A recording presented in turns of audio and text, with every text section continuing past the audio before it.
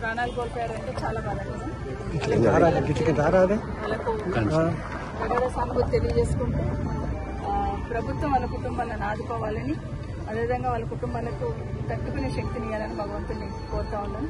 ఈ ప్రభుత్వం కూడా వీళ్ళంత తొందరలో ఈ రోడ్డు పూర్తి చేయాలని కూడా కోరుతున్నాను. మేడం, మొన్నటి వరకు ఎన్జిటి పేరుతో కాలయాపన చేస్తూ వచ్చారు. ఇప్పుడు కేసు కూడా విత్డ్రా అయినట్టుంది ఎన్జిటి. అదే కదా, ఎన్జిటీలో కేసున్నా కూడా ఆలూరులో ఇన్సిడెంట్ జరిగినప్పుడు నేను ఆ రోజు చెప్పాను, ఎక్కడైతే చెట్లు ఉన్నాయో వాటికి రేడియం స్టిక్కర్స్ అతికించండి టర్నింగ్ లో.